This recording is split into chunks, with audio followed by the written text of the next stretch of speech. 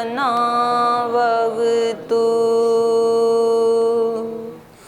सहनौ भुनक्तु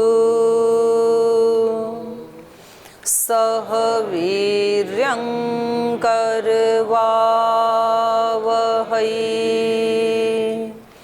तेजस्विनावधीतमस्तु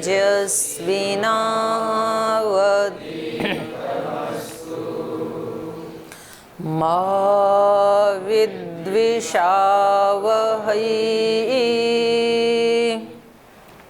ओम शांति शांति शांति।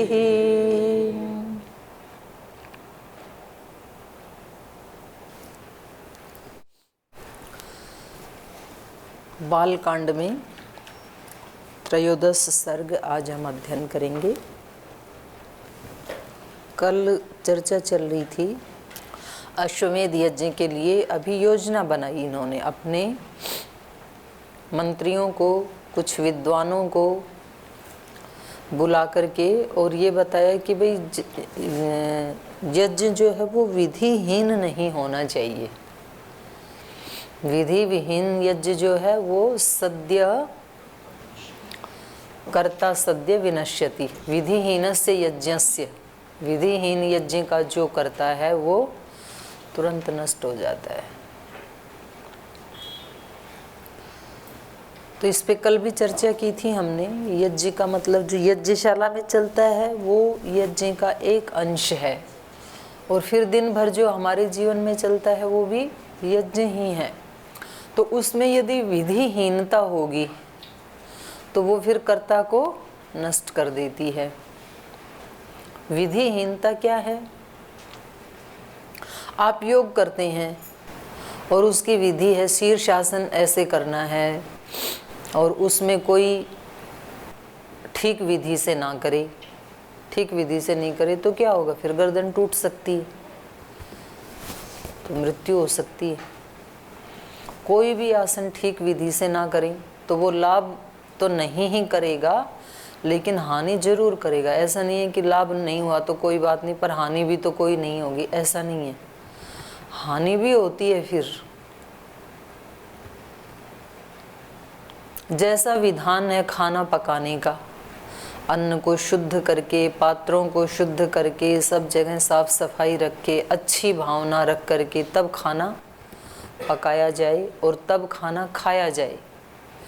अगर कोई व्यक्ति खाना पकाते समय बुरी भावना रखता है, या जो सामान आया है खाना पकाने के लिए, दाल चावल आटा सब्जियां कुछ भी, वो यदि बुरी भावना से लाया गया है या अशुद्ध धन से लाया गया है, खाते समय बुरी भावना से खाया गया है, कामना पूर्वक खाया गया है, क्रोध पूर्वक खाया गया है, लोभ मोह पूर्वक खाया गया है, तो ये सब विधिहीन यज्ञ माना जाएगा।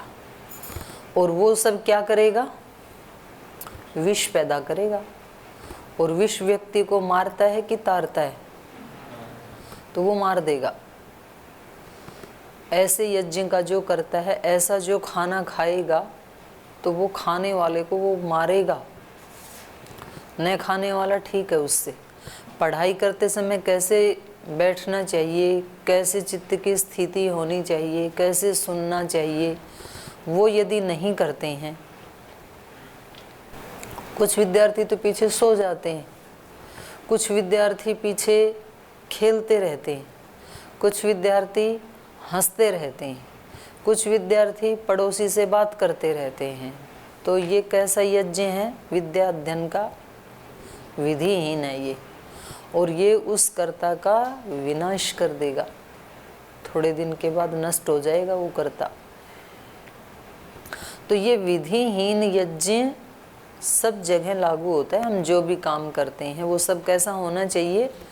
विधि विधान के अनुसार होना चाहिए। हमारे शरीर की स्थिति, हमारे मन की स्थिति और हमारे साधनों की स्थिति, तीनों भी कैसी होनी चाहिए? बिल्कुल शुद्ध सात्विक होनी चाहिए। तो फिर उसका तुरंत जो सद्य विनश्यति, जो तुरंत मार सकता है वो तुरंत तार भी सकता है। दोनों बातें हैं। लाभ भी तुरंत होता है, जैसे विष का प्रभाव तुरंत होता है वैसे अमृत का प्रभाव भी तुरंत होता है। इसलिए यज्ञ के बाद सोमपान किया जाता है, और सोमपान करते ही व्यक्ति कहता है मैंने सोमपान किया है, अब मैं अमर हो गया, अब मुझे कोई मार नहीं सकता है। तो ये एक एक जो संस्कार है ना, छोटी छोटी गलतियां बड़ा दुख देने वाली होती हैं। छोटी छोटी त्रुटियों से बड़ी बड़ी समस्याएं आती हैं जीवन में, पता नहीं चलता है व्यक्ति को। व्यक्ति ने अपने चित्त की चंचलता के कारण छोटी सी त्रुटि की, ऐसा व्यवहार किया, मोबाइल के ऊपर बात करते करते उसको वीडियो ऑन करके और फिर उसमें उल्टा पलटा कर करा के, अब वो 1 मिनट का प्रमाद था और उस प्रमाद ने उस व्यक्ति का जीवन ही एकदम ऐसे धड़ाम से नीचे गिरा दिया, उसको गुरुकुल से निकाल दिया गया। अब ये कितनी देर की कितनी गलती थी, 1 मिनट की गलती थी सारी ही, लेकिन उस 1 मिनट ने, जो महाराज जी बोलते हैं ना, एक बुरा विचार, विचार का एक क्षण, बुरे विचार का एक क्षण, बुरे आहार का एक कण, तो वो करेक्टर को भी और स्ट्रक्चर को भी, दोनों को करेक्ट कर देता है।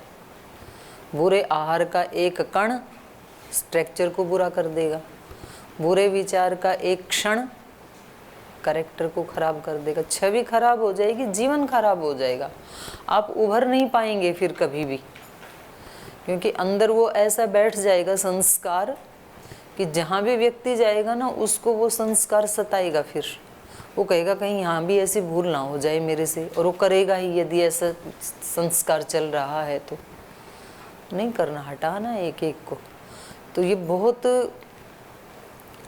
विशेष पंक्ति कल बताई इन्होंने कि विधिहीन यज्ञ नहीं करना चाहिए।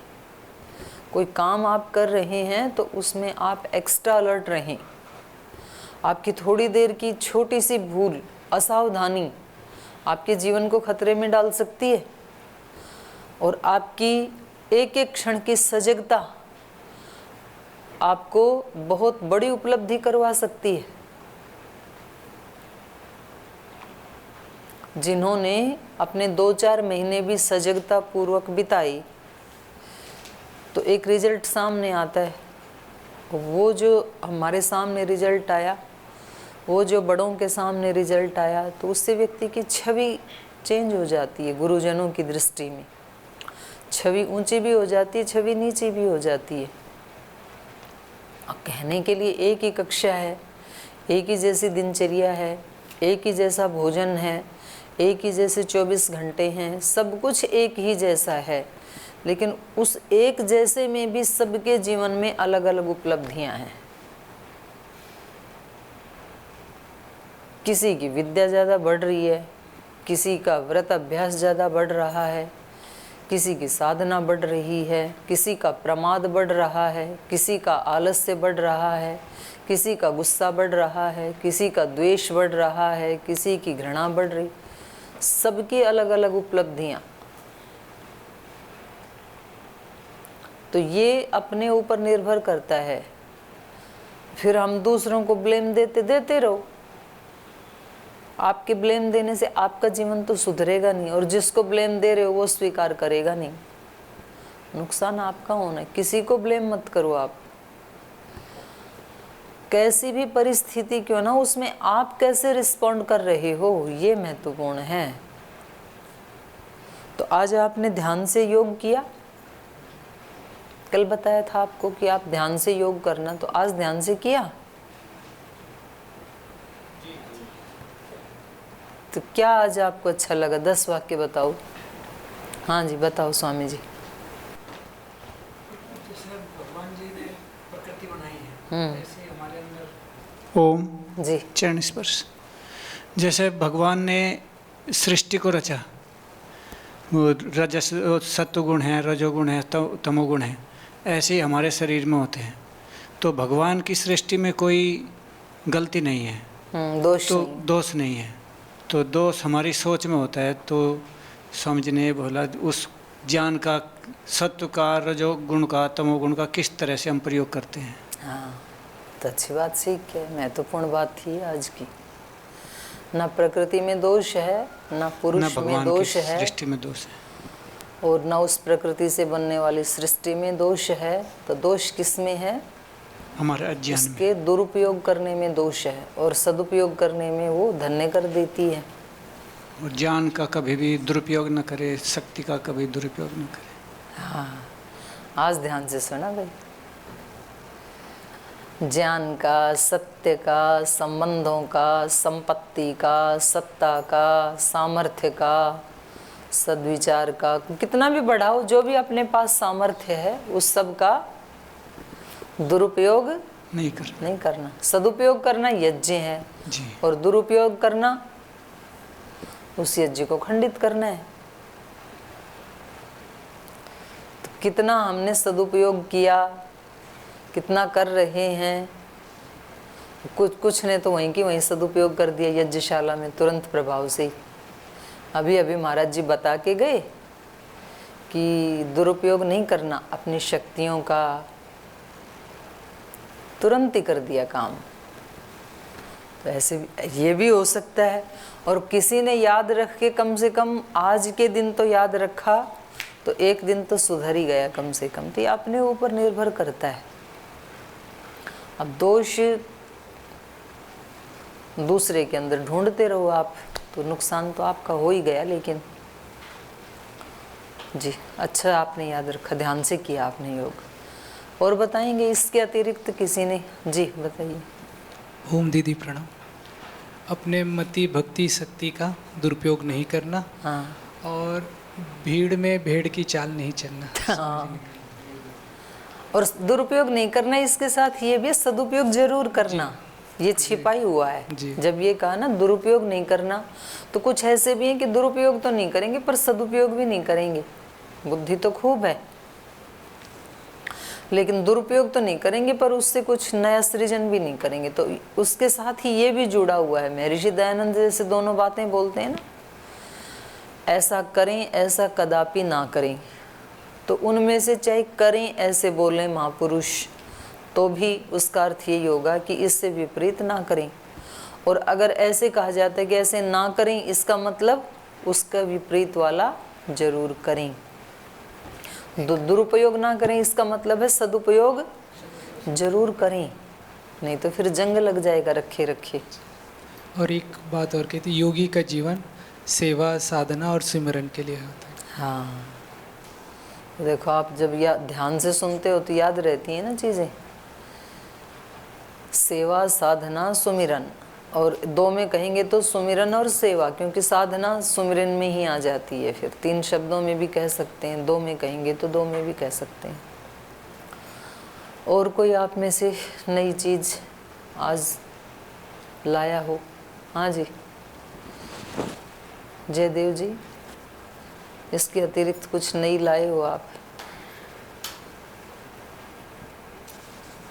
ओम दीदी, हम जो भी कुछ कार्य करें उसको पूरे मनोयोग के साथ करें। हाँ। उसी में रत होकर के करें, हमारा मन इधर उधर नहीं होना चाहिए। तो बहुत बड़ी बात है। इससे उस कार्य में सफलता पूरी मिलती है। उसमें ही नहीं मिलती है, अन्य करने में भी फिर वो एक हिम्मत आ जाती है। वो तो बढ़िया होगा ही होगा, लेकिन एक आत्मविश्वास जो बन जाता है तो उससे अन्य कार्य करने में भी व्यक्ति फिर अभय हो जाता है। जैसे एक बार किसी ने कोई बड़ा कार्यक्रम कर लिया, हमने जैसे 2008 में एक शिविर किया स्वामी जी महाराज का, उस समय तो हम वहाँ रहते थे। फिर उसको करने के बाद तो भय ही चला गया कि अब हम कोई भी बड़ा कार्यक्रम करवा सकते हैं। तो कभी योग दिवस में ड्यूटी लगाओ, शिविर में कहीं भी ड्यूटी लगाओ, फिर भय चला जाता है व्यक्ति का। नहीं तो पहले कोई बड़ा काम करने में व्यक्ति को झिझक होती है कि पता नहीं कैसे होगा, कर पाएंगे नहीं कर पाएंगे। अब ट्रिक पता लग गया कि ऐसे होते हैं कार्यक्रम। तो एक जगह का कुछ सीखा हुआ सद्गुण वो कई जगह काम आता है फिर। और एक जगह का सीखा हुआ दुर्गुण वो भी कई जगह काम आता है। फिर तो व्यक्ति अभय हो जाए, किसी भी बाधा से घबराए नहीं, तो ये भय तो कदम कदम पे व्यक्ति को तंग करता है। और अभयता बहुत बड़ी संपत्ति है। अभयम सत्व संशुद्धि, दैवी संपत्ति की शुरुआत ही इससे होती है, अभय से। बहुत अच्छा सीखा आपने। एक सूत्र ये बहुत पर्याप्त है, जो भी करें ना उसका आनंद लेना शुरू कर दें। एक सूत्र है। और आनंद कब आएगा? फिर अब उसके पीछे चेन आ जाएगी। किसी भी कार्य का आनंद कब आएगा? जब उसको श्रेष्ठ करेंगे। श्रेष्ठ कब करेंगे? जब हमारा मंत्र श्रेष्ठ होगा, क्योंकि मंत्र बोल के ही काम होता है। मंत्र मतलब कोई भी अनाउंस करके, कोई भी वाणी। और वाणी ठीक कब होगी? विचार ठीक होगा। विचार ठीक कब होगा? संकल्प ठीक होगा। संकल्प ठीक कब होगा? ध्यान से किया जाएगा। ध्यान ठीक कब होगा? ध्यान भी दो तरह का होता है। बगुला भी ध्यान करता है, लेकिन हिंसा का ध्यान करता है। ध्यान ठीक कब होगा? जब चेतन होगा, व्यक्ति जागरूक होगा।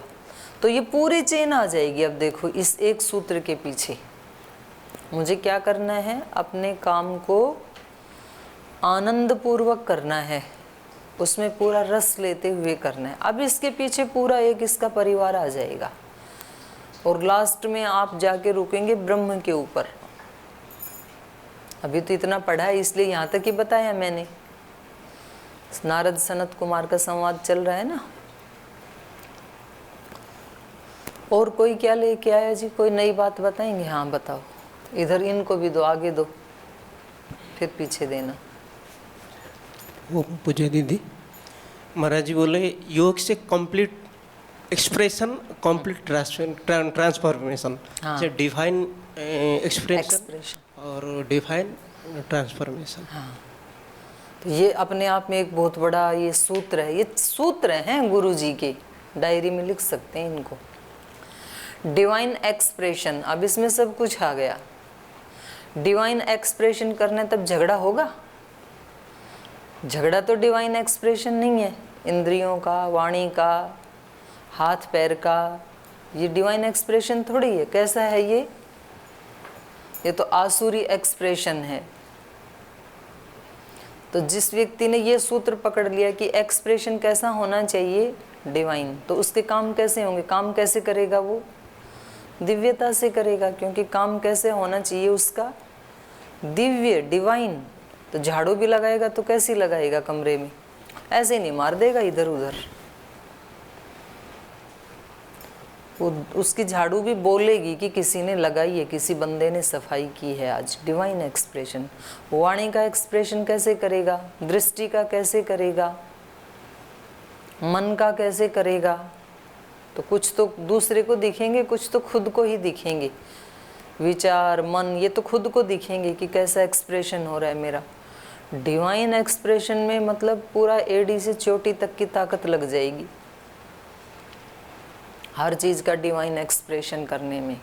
दिव्य, दिव्य तो सर्वोत्कृष्ट है, उससे ऊपर कुछ भी नहीं है। दिव्य के बाद एक वनस्पति का जीवन है, फिर एक पाश्विक जीवन है, पशुओं का जीवन है, फिर एक मनुष्य का जीवन है।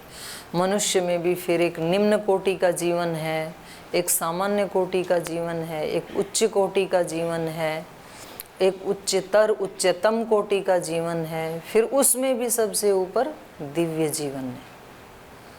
उसके बाद ये पराकाष्ठा है दिव्य जीवन होना। तो दिव्य जीवन बनेगा कोई ऐसे थोड़ी है कि आप गायत्री मंत्र का जाप करते रहेंगे और 1 साल के बाद दिव्य जीवन हो जाएगा। दिव्य जीवन एक एक कर्म से ही करना होगा। एक एक कर्म को पकड़ के कि मेरे को ये वाला काम आज कैसे करना है। जैसे सुबह सुबह उठ के मंत्र पाठ किए, तो मंत्र पाठ कैसे करना है? पूरी दिव्यता के साथ। आज महाराज जी ने एक बात और भी बताई थी ना कि सारी सृष्टि भगवान का क्या है? कृति है, स्वरूप है। तो सारी सृष्टि के साथ व्यवहार कैसे करना है? हाँ, जैसे भगवान के साथ करते हैं। तो मंत्र पाठ भी करेंगे तो कैसे कर रहे हैं, जैसे भगवान साक्षात सामने खड़े हैं आपके, और अब आप कैसे कहेंगे उनके सामने अपनी बात, और आपकी बॉडी लैंग्वेज क्या होगी उनके सामने खड़े होके, भगवान जी के सामने खड़े होके कोई ऐसे बंदर की तरह खुजली तो करेंगे नहीं कि भगवान जी सामने खड़े हैं शंख चक्र गदा हाथ में लेकर के, और आप कभी तो इधर करवट बदल रहे हैं, कभी इधर पैर बदल रहे हैं, ऐसे तो करेंगे नहीं। भगवान जी के सामने मंदिर में भी जाते हैं तो कैसे खड़े होते हैं, बिल्कुल सावधान हाथ जोड़ करके। और चित्त की स्थिति कैसी होती है, बहुत विनीत होती है, भगवान के सामने विनम्र होकर के करते हैं मंत्र पाठ। तो जब सुबह मंत्र पाठ कर रहे हैं तो कैसे करें कि भगवान सामने ही खड़े हैं और उनसे हम ये प्रार्थना कर रहे हैं, ये डिवाइन एक्सप्रेशन है। खाना भी खाएं, आपको पता है कि स्वामी जी सामने बैठे, तब कैसे खाना खाओगे, तब कमर सीधी रहेगी, छोटे छोटे ग्रास लोगे, ऐसे घुसा नहीं लोगे, और बड़े आराम से चबा चबा के खाओगे। चित्त की, चेहरे की, शरीर की मुद्रा बिल्कुल प्रशांत होगी। ये तो स्वामी जी के सामने, और भगवान जी बैठे हो सामने तो तब और ज़्यादा अच्छी कोशिश करेंगे। तो ऐसे ही जब बिना अकेले में कोई ना हो तब भी ऐसे ही खाएं। तो ये क्या हो गया खाने का डिवाइन एक्सप्रेशन, दिव्य। किसी भी एक सूत्र को व्यक्ति पकड़ ले जो उसकी रुचि का है, और उसको पकड़ के फिर उसको अपने ऊपर अप्लाई करना शुरू कर दे। और ये तो सच है कि ट्रांसफॉर्मेशन एक दिन में तो नहीं होता है, उसके लिए भी तो एक काल अपेक्षित है ना, लेकिन वो करता जाए, लेकिन तो फिर एक दिन अपने आप उसका रूपांतरण हो ही जाता है। कोई एक सूत्र पकड़ के अप्लाई करता जाए, और अप्लाई करते करते कभी किसी क्षण के लिए अगर उसमें कोई त्रुटि भी हो गई, अगर कोई स्खलन भी हो गया, तुरंत फिर लग जाए, लगा ही रहे व्यक्ति बस इधर उधर, किसी से अप्रूवल लिए बिना। दूसरों से अप्रूवल लेने की ज़रूरत नहीं है, दूसरों को ये दिखाने की ज़रूरत नहीं है कि हम ठीक कर रहे हैं, करते ही रहें बस, एक दिन अपने आप हो जाता है। तो इन्होंने स्वामी समर्थ देव जी ने अच्छा सूत्र पकड़ा, डिवाइन एक्सप्रेशन, डिवाइन ट्रांसफॉर्मेशन। और महाराज जी बोले पूरा दुनिया में दो चीज़ सबसे बड़ा समस्या खतरनाक जो है, एक बोले पॉलिटिक्स, दूसरा है सो कॉल्ड मजहबी मजहबी और बुरे पॉलिटिशियन। सभी पॉलिटिशियन खतरा नहीं है, कुछ अच्छे भी हैं जो उसको ठीक से नहीं निभाते, वो खतरा है। और एक मजहबवादी, मजहब में भी सब बुरे नहीं होते हैं, पर जो इस तरह का जहर फैलाते हैं वो। जी पीछे दे दो, नहीं नहीं वो राम प्रवेश जी को दे दो। जी बहन जी, स्वामी जी कहते हैं कि पवित्रता में प्रतिष्ठित हों और ये ढूंढते रहें कि हमारी अस्त्र कहाँ है, किस चक्र में है। हाँ जी, हमारी चेतना कहाँ है ये ढूंढते रहें, क्योंकि जहाँ चेतना होगी वैसी ही उससे अभिव्यक्ति होगी। तो चेतना को जब पता लगे कि अभिव्यक्ति ठीक नहीं है तो चेतना को ही ऊपर कर लें फिर। ये भी अच्छा सूत्र है। पता लगता है ना कि उसमें कूलर में पानी नहीं है, तो पानी नहीं है तो हवा गरम गरम आ रही है, गरम गरम आ रही है तो चेक करना पड़ता है। तो पता लगा कि कूलर में तलहटी में है पानी, तो फिर पानी और डाल दो तो हवा अपने आप ठंडी आने लग जाएगी। पानी का लेवल बढ़ा दिया तो क्रिया भी ठीक हो जाएगी। तो चेतना को हम देखें पढ़ाई करते समय। अब यहाँ पाठ के लिए बैठे तो एक बार जब आंख बंद करते हैं ना, तो अपनी चेतना को चेक कर लें कि इस समय में कौन सी चित्त की स्थिति में बैठा हूँ, सामान्य स्थिति में हूँ या मध्यम में हूँ या उच्च स्थिति में हूँ। वाल्मीकि महर्षि जी के पास बैठा हूँ या अपने मित्र के पास बैठा हूँ या अपने प्रमाद के पास बैठा हूँ या अपने परेशान कर देने वाले विचारों के चक्र जाल में फंसा हुआ बैठा हूँ, कि टेंशन की मकड़ जाल में फंसा हुआ बैठा हूँ, कहाँ बैठा हूँ, चेतना कहाँ है। तो ऐसे चेक करते ही पता लगेगा, तो फिर वहाँ से हटा के उसको ऊपर कर सकते हैं कि अभी तो महर्षि वाल्मीकि जी के पास बैठते हैं, अभी तो भगवान श्री राम के पास बैठते हैं। तो फिर व्यक्ति का वो 1 घंटा ठीक हो जाएगा अपलिफ्ट होते ही। तो ये भी अच्छा सूत्र है।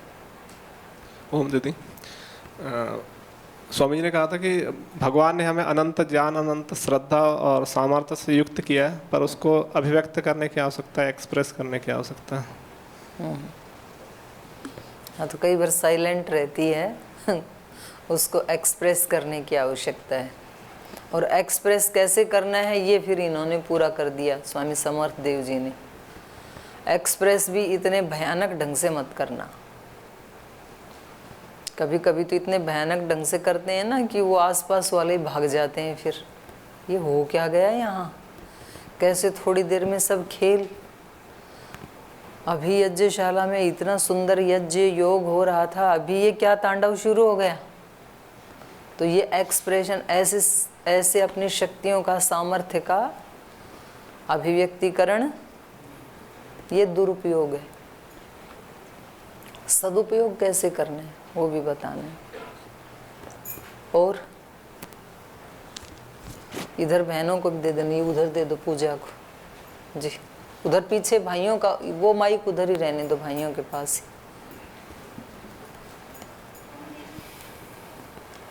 ही जी। दीदी, आज स्वामी जी ने बोले थे कि संसार में कुछ लोग बोलते हैं कि इस जाति में मतलब जन्मे लोग बहुत महान होते हैं, पर ऐसा नहीं है। कोई भी इंसान महान बन सकता है, चाहे वो किसी भी जाति धर्म में जन्मा हो। और एक और बात बताई थी कि रावण के पास भी वही शरीर था, हमारे पास भी वही शरीर है, भगवान राम के पास भी वही शरीर था, लेकिन हम अपने शरीर को कैसे उपयोग करते हैं ये डिपेंड करता है महान बनने के लिए। तो सबके पास वही चीज़ें, शरीर भी वही है, इंद्रियां भी वही है, वही 5 पंच तत्व हैं सबके पास। उनका कोई आत्मा कैसे सदुपयोग करती है 5 तत्वों का। तो देखो कितनी अच्छी अच्छी बातें आप ढूंढ के लाई जब आपने ध्यान से योग किया। तो अच्छा ढूंढा पूजा ने। और किसी ने ढूंढा जिन्होंने कुछ नहीं बताया, उनका पीछे दे दो, प्रीतम जी को भी दे दो।